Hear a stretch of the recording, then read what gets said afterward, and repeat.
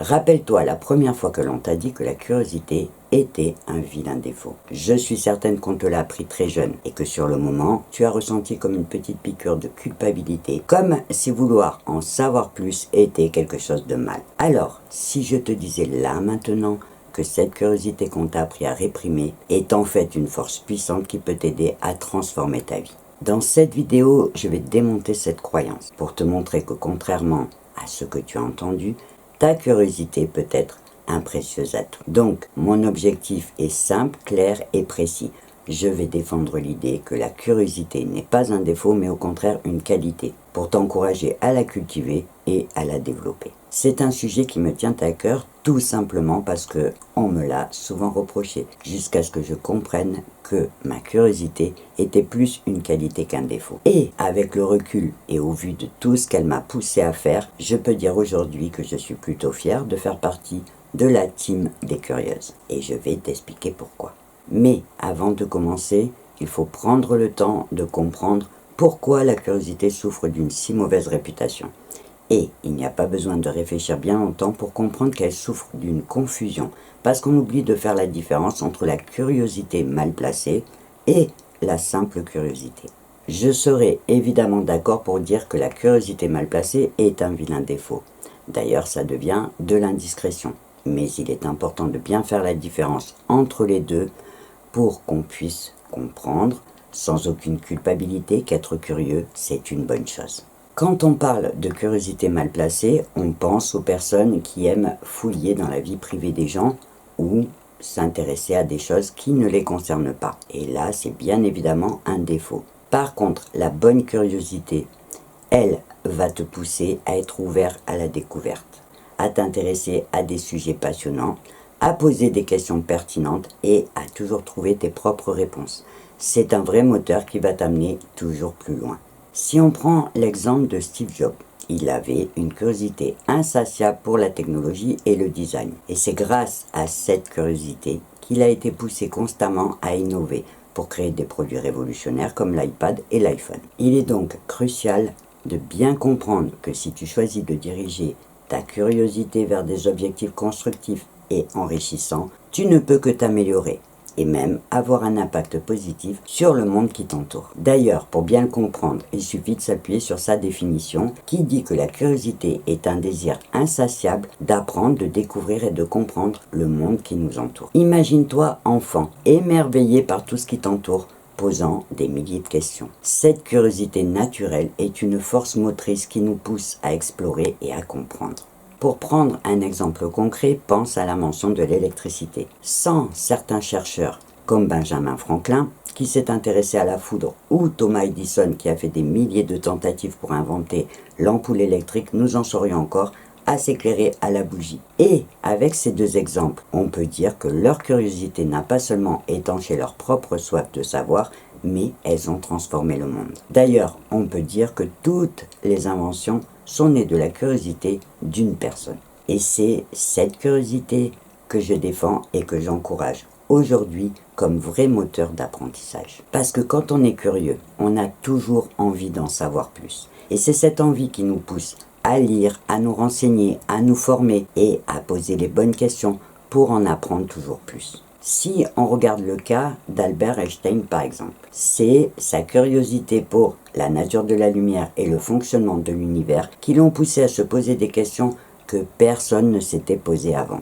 C'est donc bien sa curiosité qui l'a conduit jusqu'à la théorie de la relativité, qui a révolutionné notre compréhension du temps et de l'espace. Je sais qu'aujourd'hui, certaines de ces théories sont remises en cause par les scientifiques, tout simplement parce que les moyens pour la recherche ont évolué. Mais l'idée que c'est sa curiosité qui a fait de lui ce qu'il a été et ce qu'il restera à jamais est incontestable. Dans un contexte plus quotidien, pense tout simplement à une personne qui a envie d'apprendre une nouvelle langue pour découvrir un nouveau pays ou une nouvelle culture. Sans curiosité, beaucoup de nos enrichissements personnels et professionnels ne seraient pas possibles. Parce que dans l'apprentissage, la curiosité est souvent le premier élément de motivation.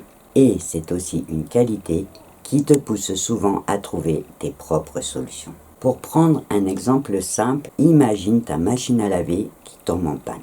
Le premier réflexe d'une personne pas curieuse, ça va être tout simplement d'appeler un dépanneur en espérant qu'il pourra se déplacer rapidement.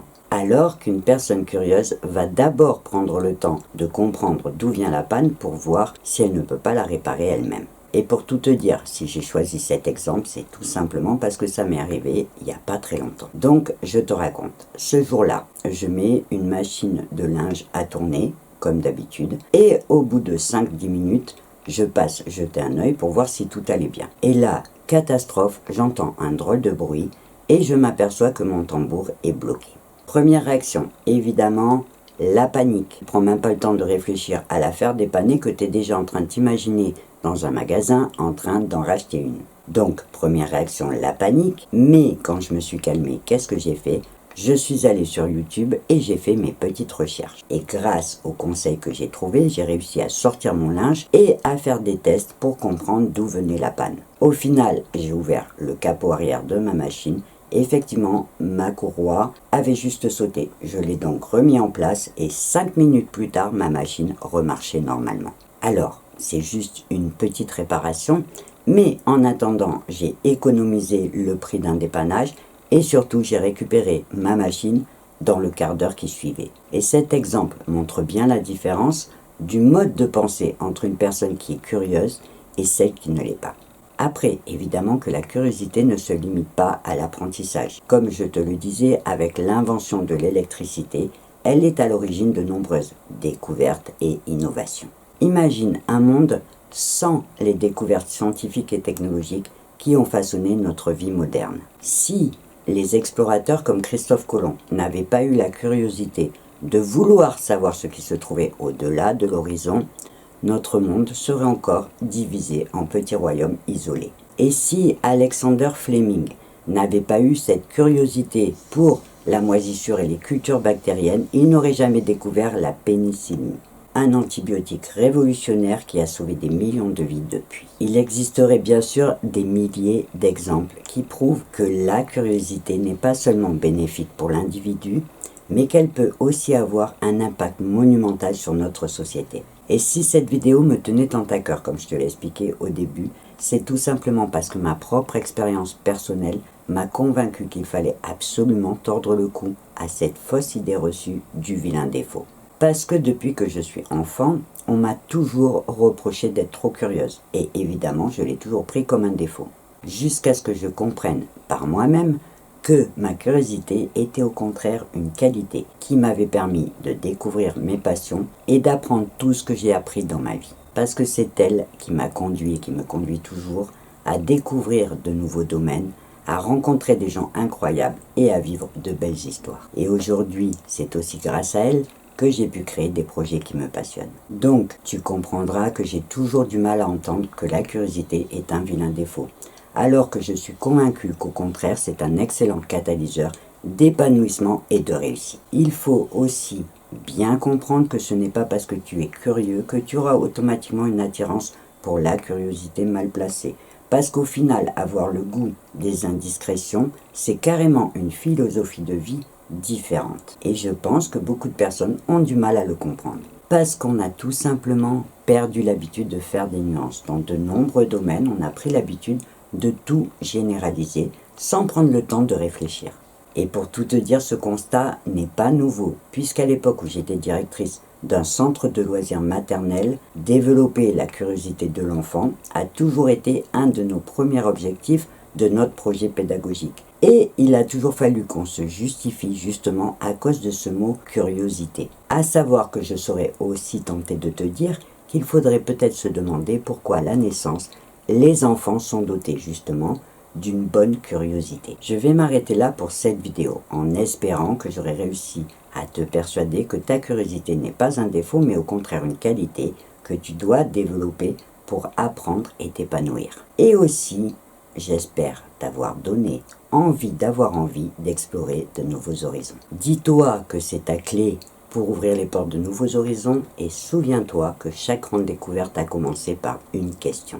Et surtout, ne laisse plus personne te dire que ta curiosité est un vilain défaut et au contraire, sois-en fier. Si tu connais mes vidéos, tu vas t'apercevoir que pour celle-ci, je ne t'ai pas préparé de plan d'action. Tout simplement parce que pour développer ta curiosité, il te suffira d'ouvrir grand tes yeux et tes oreilles. Mais si tu veux commencer à t'entraîner et que tu ne l'as pas encore fait, je te conseille d'aller voir mes autres vidéos qui vont te donner de l'inspiration et des ressources intéressantes pour dépasser tes propres limites et écrire ton histoire. Avant de te quitter, je te rappelle que si tu as des questions ou des réactions à partager, une partie commentaire sous cette vidéo peut te permettre de le faire et je me ferai bien sûr un plaisir de te lire et de te répondre. Cette fois, tu sais tout, alors on va devoir se quitter, mais bien évidemment, je te donne rendez-vous dans ma prochaine vidéo. Et en attendant, je te souhaite une belle journée ou une belle soirée et je te dis au revoir et à bientôt.